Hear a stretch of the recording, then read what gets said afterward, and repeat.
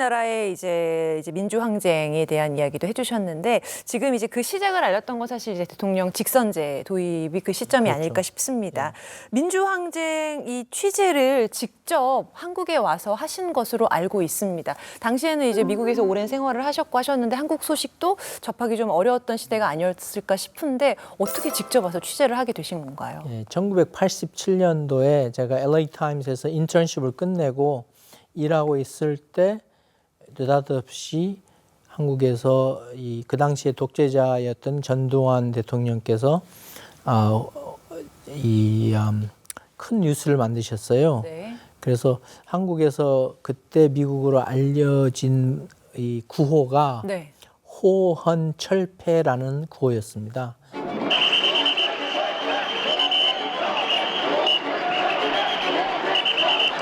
그래서 그 전두환 대통령이 계속 밀어붙이는 그 헌법을 바꾸자는 민주화 운동을 본격적으로 6월 달에 시작한다는 소식을 듣고 아무리 생각해봐도 한국말을 못하는 우리 LA 타임스 특파원이 한국을 취재하는데 불충분하게 할 것 같은 생각이 드는 거예요. 네. 왜냐하면 미국 사람들이 보는, 미국 사람들이 읽는 뉴스는 대부분 백인 시각이었습니다.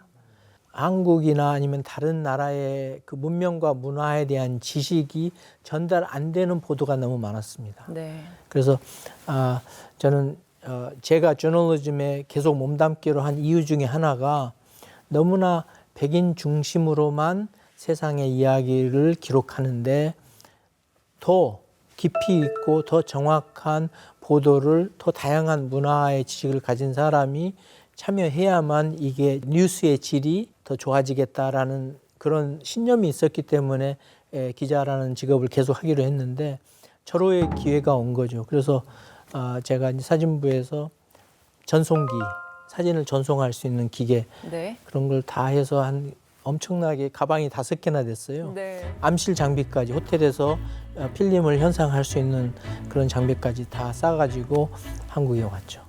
최고의 적임자이셨겠어요, 그렇죠? 그런데 이제 저는 아직도 나름대로의 신입 기자니까 1987년이면은 제가 이제 기자 생활한 지 5년 됐으니까 아직까지는 경력이 몇십 년인 기자들보다는 저널리즘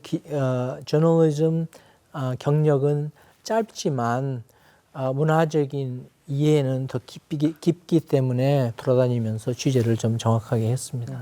당시 상황은 어땠나요? 1988년 서울 올림픽을 앞두고 있는데 한국의 정치 상황이 그것을 해낼 수 있을까라는 우려가 많았습니다.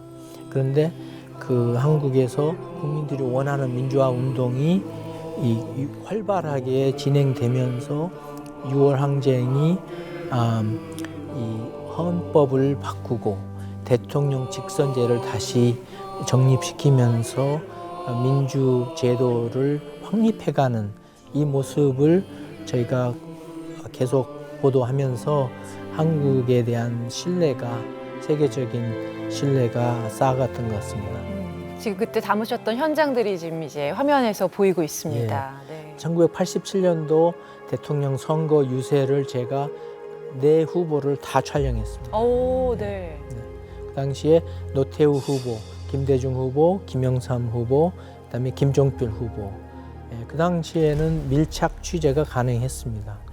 이 후보들 근접을 할 수 있는 기회가 더 많았고 또 후보들 자체도 자기를 취재하고 있는 기자들이 자기네들이 혹시라도 당할 수 있는 암살의 위험에서 방패가 되어준다고 생각을 하는 후보들도 있었습니다. 네. 그래서 기자들로 하여금 가까이 본인들 에워싸고 취재하게 허용을 했습니다.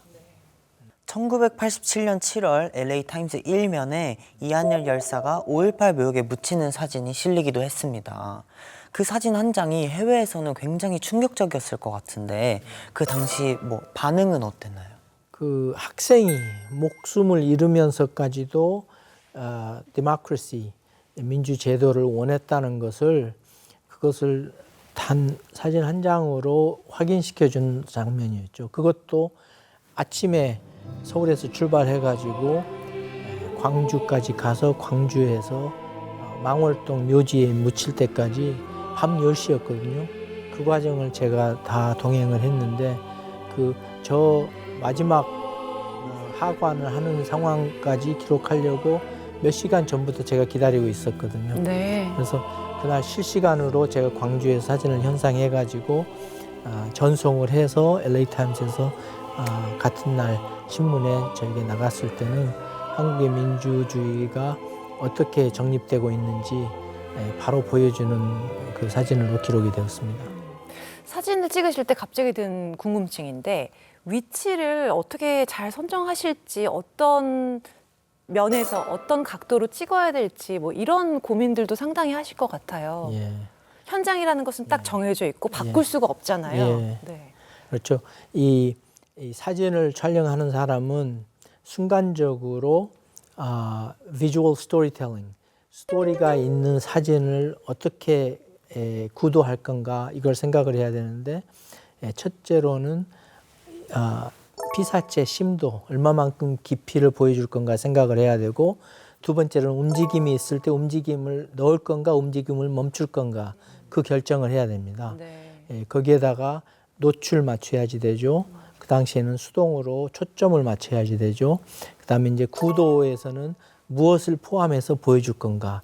아까 이한열 열사의 하관 장면에서는 네. 밑에 석관도 보여주고 2m 판 깊이도 보여주고 그다음에 다가오고 있는 목관, 나무로 된 관을 보여주고 그 관을 들고 폴베어라고 그러죠. 영어로는 그 관을 들고 오는 사람들, 그 친구들도 보여주고 그다음에 상징적인 태극기를 뒤에서 들고 오는 사람도 놓치지 않고 포함하고 저 장면을 순간적인 결정, 앞으로 어떤 상황이 일어나겠다를 생각하는 것이 포토 저널리스트가 하는 생각입니다. 앞으로 미래에 펼쳐질 일을 그렇죠. 예측하고 그 현장, 그 현재를 담는다는 말씀이신 거죠? 가까이 다가오는 미래를 담는 거죠. 왜냐하면 현재를 보고 나면 벌써 지나가 버리기 때문에 사진을 놓치기 때문에 네. 이 상황이 되겠구나 했을 때 촬영을 하는 거죠. 네. 그래서 가까운 미래를 자꾸 생각하는 습관이 굉장히 중요합니다. 네. 그러면 이 사진에서는 기자님은 어떤 것을 의도하시고 가까운 미래를 예측하신 건가요? 그 하루 종일 있었던 많은 눈물과 땀과 육체적인으로 힘든 또 정신적으로 괴로운 그 모든 것을 압축해서 한 장의 장면으로 어떻게 기록할 건가 그걸 끊임없이 생각을 했죠. 그래서 사람이 땅속으로 마지막으로 들어가는 것만큼 이 절대적인 순간이었기 때문에 그 순간으로 그날 밤 10시에 저걸 기다렸다가 촬영한 것입니다.